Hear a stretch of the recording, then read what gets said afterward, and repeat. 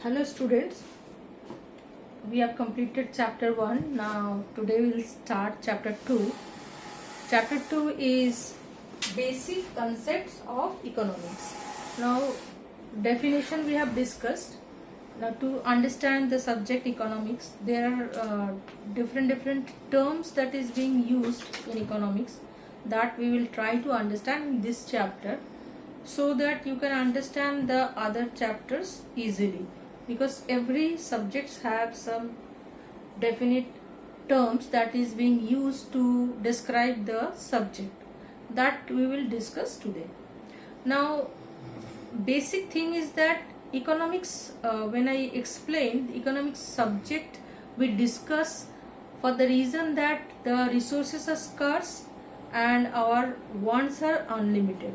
So we will start from the word want only, that what do we mean in economics by the word human wants.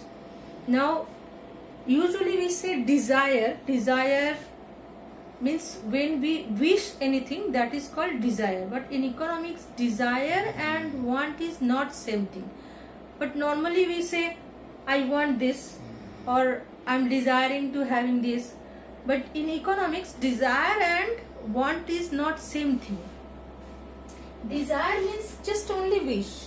But when we want, we say want, in economics it means that we are putting some effort to get or to fulfill our desire. Like for example, we can say that suppose you are desiring to have a car, and then for that you are doing nothing, just desiring, then that will be a desire. That means it is just you are wishing to have a car. But when you are putting an effort, like you are investing somewhere to get that car, or for that you are saving, for you are working anywhere to buy that car, then it will be called want. So we can say that effective wants means effective desire. So this word is important, effective. That means you are putting an effort, or you are making your desire effective. So want can be described as effective desire.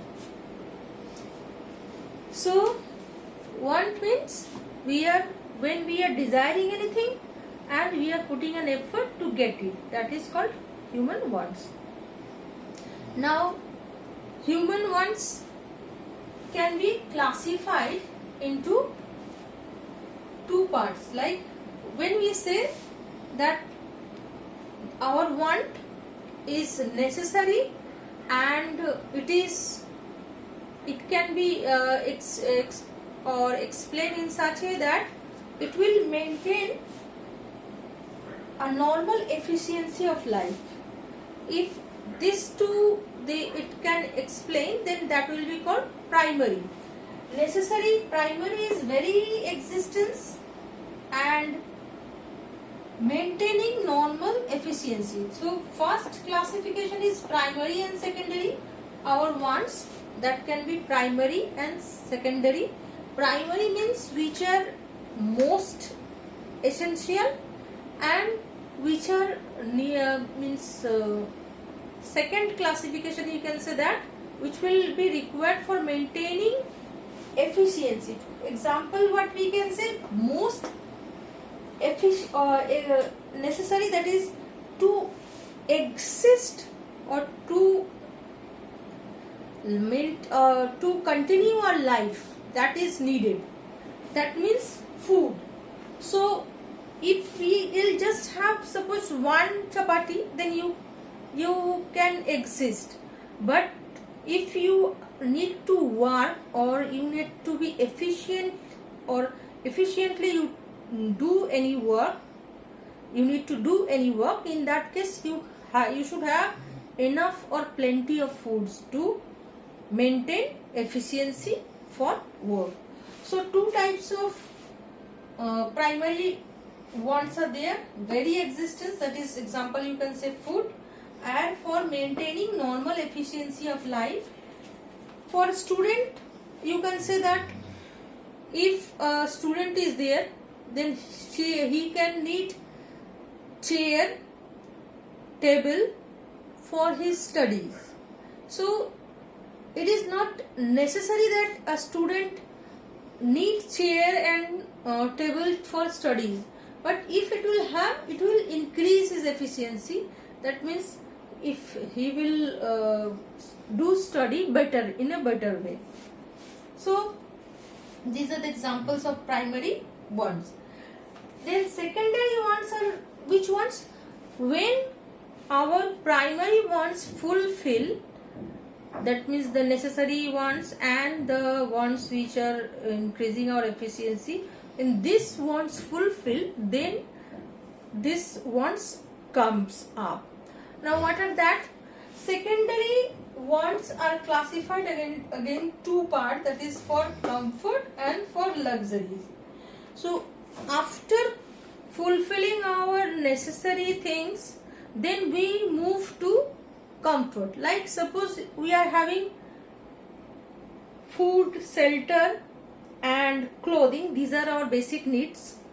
So when we will fulfill our these needs, then suppose you have shelter, now for comfort you need fan, for comfort you need sofa set, for comfort you need bed. So these are the examples of secondary wants under comfort category. Now what are the luxuries? For luxury, that means which are not for comfort but more than that. That means you are showing your wealth, to show your wealth that you are a wealthy person, that wants crop up. Like we can move by any car from one place to another place, but if we'll buy a costly car or buy an expensive jewelry, then that will be called luxury wants. So these wants comes under secondary category. So we have discussed human wants, classification primary and secondary. Under primary, very existence and then maintaining normal efficiency. With example you have to learn. And then for secondary wants are for comfort and for luxury. So which are the comfort and which are the luxury, then that after that example you have to learn. Then next comes features of wants. Though it is not in syllabus, but yet I am explaining because you should know. Features of wants, first as in the first exercise on chapter only I told that wants are unlimited. Our wants are unlimited. One by one it crops up. So first simple, wants are unlimited. Second is wants are complementary. Complementary means, what is the meaning of complementary? That when we want anything, then with that things or commodities, another commodities wants also comes up. For example, suppose if anybody wants car, then obviously you will want petrol also, because to run a car we need petrol. So for one want, another wants comes up, that is called wants are complementary. That is the meaning of complementary. Then third features is substitution. That means if different, as wants are unlimited, so instead of any one want, we can replace the want by other. Like suppose you can see that during your school hours, if any teacher doesn't come, then another teacher takes your class. That means instead of that, another teacher takes class. Like that, if any want is not being fulfilled, you can replace your want by another want. That is the meaning of substitution. That means you can substitute your want. Next, fourth is competitive. Wants are competitive means at the time you can want different things in, but since you know our resources are limited, as because first day only discussed that economic studies comes only for that reason that our resources are limited, that means our income is limited, and we have to fulfill different kinds of want. So for a particular time, many things you needed at a time, and in that case you have to means there is a competition, there may be a competition among the your wants. Suppose you want at a time, you need when you are admission is taken by you, that in the school you need dress, you need books, copies.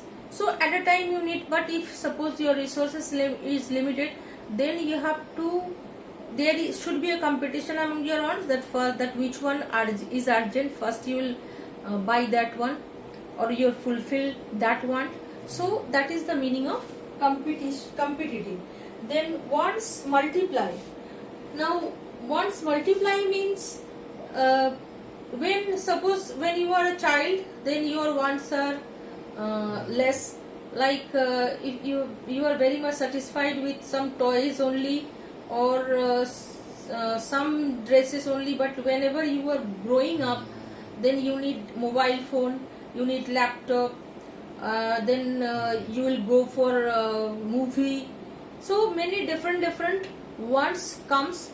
That means it grows up with your age, your wants also grows up. So that is the meaning of multiply. Then wants are recur.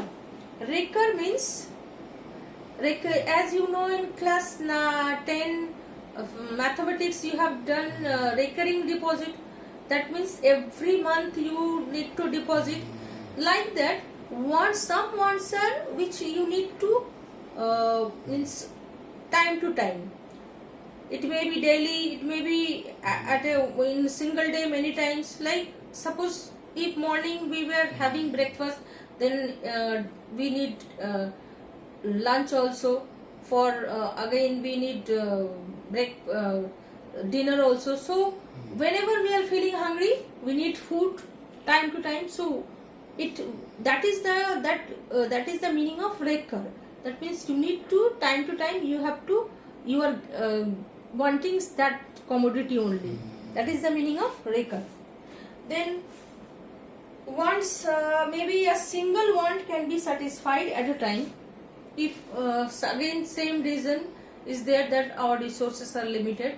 So it may be that whatever the resources are there, among so many wants, you may can fulfill only single want only. So these are the characteristics.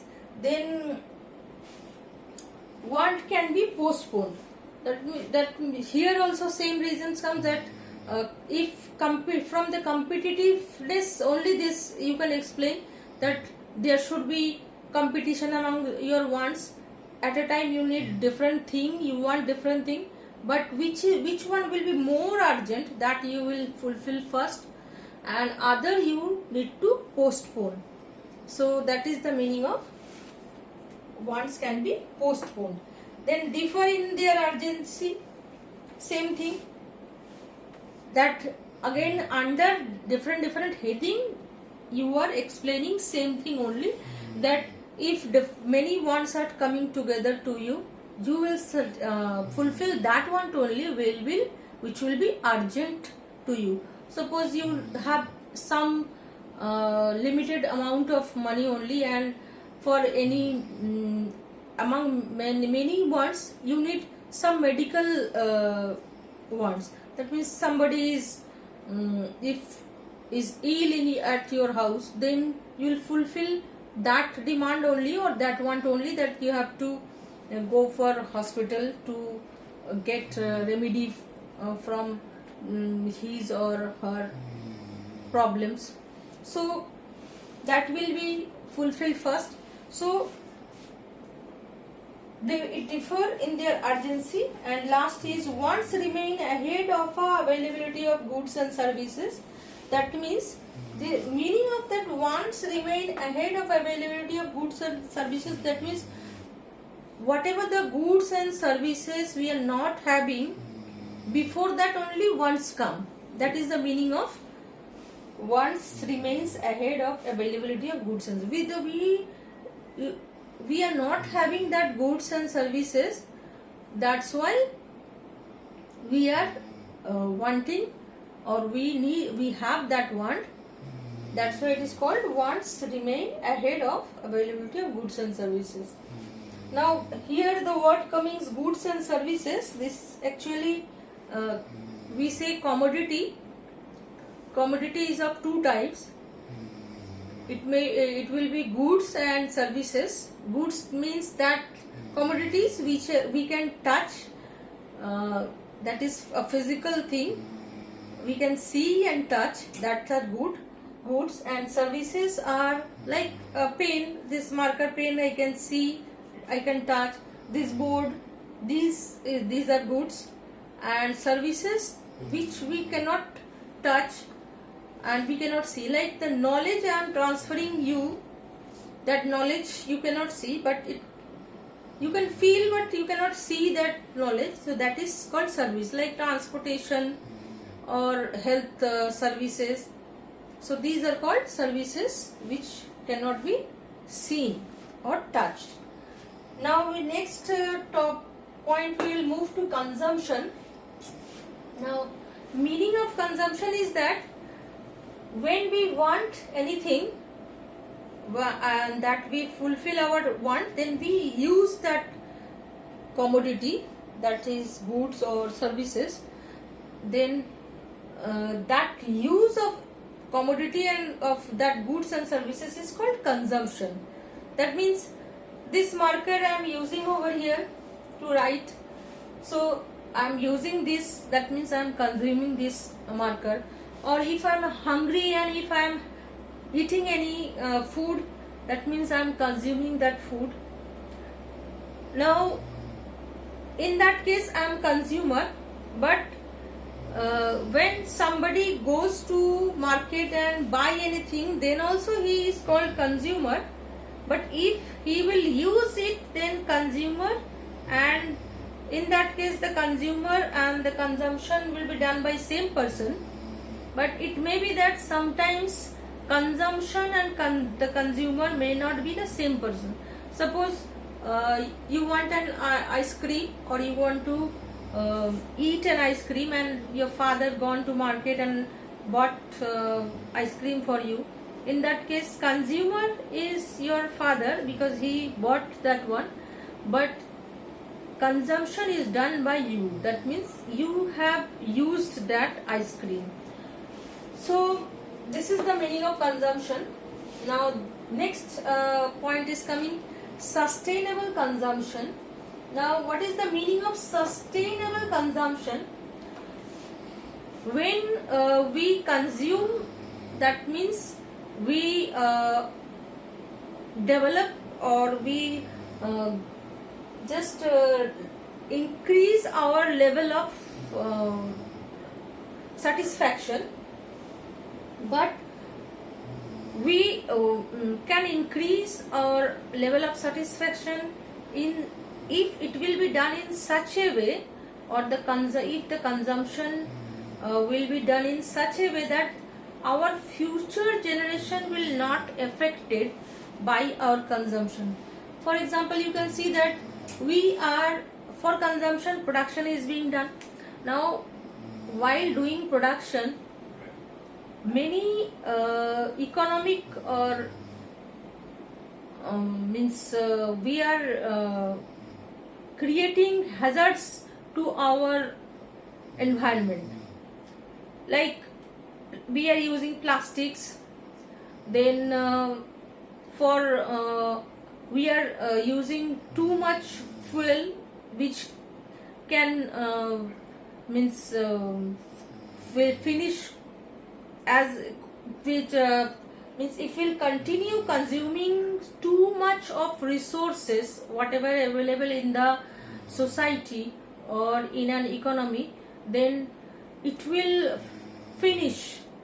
So we have to use our resources in such a efficient way that our future generation will also can enjoy the resources, and we will not disrupt our economic or our environmental situation by our activity of consumption.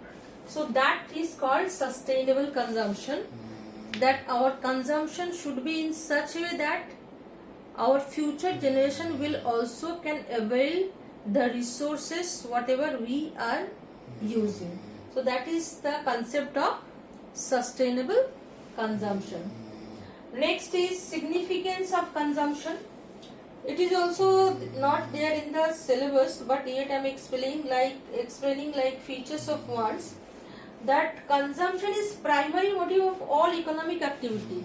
So whatever the economic activity is being done in an economy, like production, exchange, distribution, everything is done for consumption only, because we need or we have want and we can fulfill our want by consumption. So all the activities primary motive is consumption only. Then next is end purpose of economic, and end purpose means last purpose is also consumption only, that whatever all the activities, human activities are being done, whatever we earn money or any economic activity to have anything that we want or to consume the things that we want. It may be entertainment, it may be comfort, it may be luxury, it may be necessary things, whatever the want we are having, that we want to consume. For that reason only all the economic activities, the end result is consumption only. So primary motive is also consumption and end purpose is also consumption. Then by consumption only we can understand the index of standard of living. That means seeing the consumption, that what type of goods is being consumed and whether it is good quality or not. What are the see that by that we can understand what is the index of standard of living. Seeing the average quality of the goods or services that is being consumed by the consumer, we can understand the standard of living. That means by standard of living means what is the standard or what is the quality that being led by a consumer. Then basis of economic welfare. Basis of economic, now by economic welfare we means the whatever the satisfaction we are getting from consumption, that is meaning that is the meaning of welfare. So by consuming we can understand that how much welfare is being done to the society, but done to the consumer also. So that is also basis of economic welfare. And major determinants of employment. By meaning of major determinants of employment, here it can be understood in this way, that if we see the aggregate consumption, that means total consumption of a society, if it is more or increasing, that means employment is increasing, that's why consumption is increasing. If employment will not increase, then income will not increase. So we need money. Without money, so we cannot consume. So for that reason, it means that it increasing, it determines employment. Next comes, so these are the significance of consumption. Next point is utility. Now by utility, what does it mean? Utility means every goods and service have some capacity to satisfy our wants. So that want satisfying capacity of is called utility. That substance or that things that every goods and services have to satisfy our want. So want satisfying capacity is called, or ability of want satisfying feature is called utility. That means suppose I am having hungry, I'm hungry and I'm having any food, then I feel satisfied. That quality is called utility I am getting from consuming the commodity. That means from eating the food, the satisfaction I am getting, that satisfaction is called utility. So satisfaction that we get from the consumption of the commodity is called utility. Now, what is the features of utility? These features are important. So, features of utility is subjective. Now, features of utility is subjective means that it depends upon the person who is getting the satisfaction. It depends upon the person, that means having or consuming any goods are having one satisfying capacity, but how much satisfaction I will get from consuming one commodity, that will depend upon the person. That means every person will not get same utility from same thing. Like if one person can fulfill his hungriness by one chapati only, some other person need 2 chapati to fulfill his hungriness, another person need 3. So the same chapati is not giving same satisfaction to the individual. That's why it is called, because it is the satisfaction, it is the person's mind, that how much satisfaction same commodity will give to different person. So same commodity will not give same satisfaction to each person. It will differ person to person. That is the meaning of subjective.